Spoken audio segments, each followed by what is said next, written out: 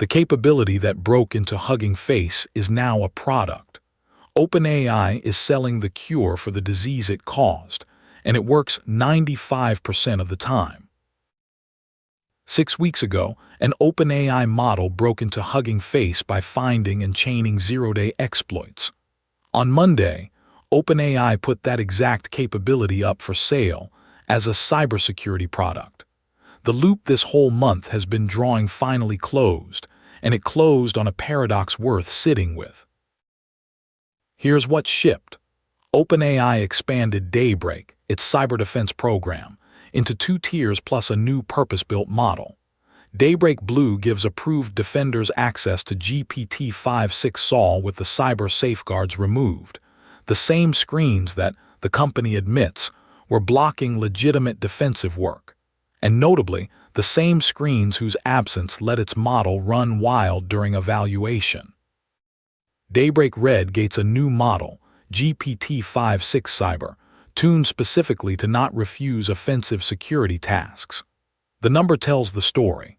On OpenAI's own benchmark for willingness to help with exploit chain development and privilege escalation, GPT-5.6 Cyber completes 95% of such requests, versus 1.5% for the safeguarded Sol. And it works. OpenAI used it to find 2 previously unknown vulnerabilities in Chrome's V8 engine, real bugs, coordinated, disclosed, and patched as CVE 2026-15903. Read the paradox plainly because it's the entire month distilled. The offensive model and the defensive model are the same model. GPT-5.6 Cyber is a version of Sol with its refusals sanded off. The identical capability that made this month's escapes terrifying, now packaged, priced, and sold as the fix. OpenAI's structural answer is the only one available. You can't make the capability safe, so you control who holds it. Vetting hardware security keys mandatory from September 1, legal attestations. And the clever part HelpNet Securities read is that the security vendor gets the model while the client only gets the findings. The capability never leaves approved hands. That's not a technical safeguard. It's access control as the entire safety model, which is exactly the lesson SafeRA handed us a week ago. Safety lives in who can reach the weights, not in the weights. And the single truest sentence anyone said all month came from a security architect reacting to this launch. AI model guardrails were never the control plane for defense. Sit with that. Everything this month, the escapes, the deceptions, the pause, happened because the industry treated model-level refusals as the safety boundary. They never were. The boundary is the network, the access list, the human oversight, the vetting. OpenAI's Daybreak is, in effect, the industry admitting it. The model can't be trusted to refuse, so we'll gate who gets the unrefusing one. That's a more honest security posture than our classifier will catch it, and it's an admission dressed as a product launch. Now the genuinely fascinating countermove, because Meta did the opposite thing on the same day. While OpenAI locked its dangerous capability behind a velvet rope, Meta open-sourced its flagship and shipped Muse Glimmer, a laptop-ready, agentic, multimodal, open-weight model that fits on a single computer and is already live on Llama. So on one Monday, OpenAI says the capability is too dangerous to release freely and gates it behind vetting. Meta says capability should be free and puts a capable agentic model on your hard drive. These aren't just 2 product strategies. They're 2 irreconcilable answers to the exact question this month posed. If the safety is in who holds the weights, then locking them, OpenAI, and liberating them, Meta, are opposite bets on whether that control should exist at all. Both companies read the same month. They concluded opposite things. That tension, control versus proliferation, is now the structural fault line of AI, and Monday it got drawn in the sharpest possible ink. The data engineering thread, quietly, had its best day in a while, and it's all pointing the same direction as the security story. Who's allowed to do what? Databricks shipped innocent until combined. blocking the lethal trifecta with omnigent contextual policies, governing what an agent can do based on the combination of data it's touching, which is exactly the right frame after a month of agents chaining innocuous access into harm. Starburst's piece is the perfect companion, and its title is the whole 2026 job. Your agent knows where the data lives.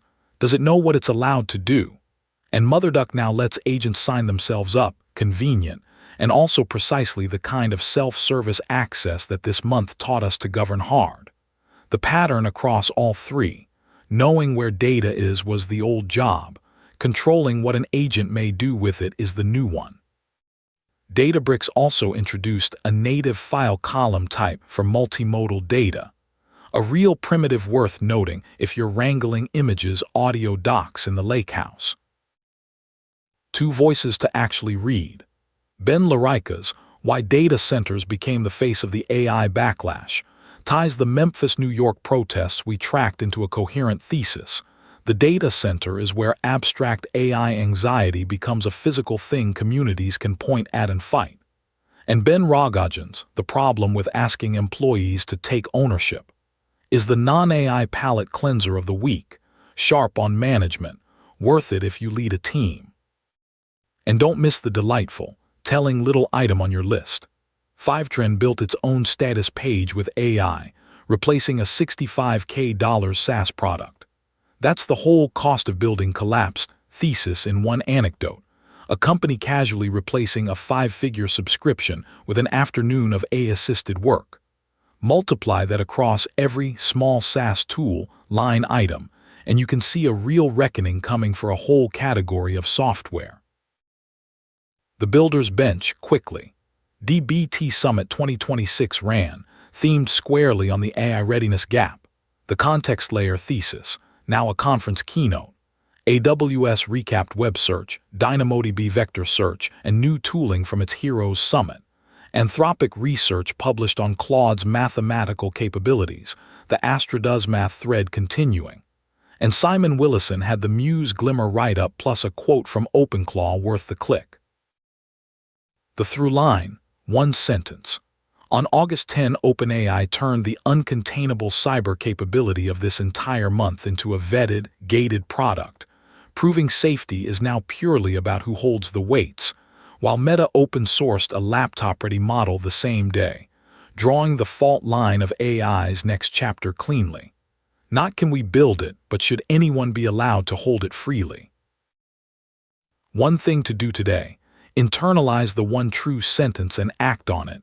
Model guardrails were never your control plane. Go find every place your security or agent posture quietly assumes the model will refuse to do the bad thing. That assumption is now formally dead.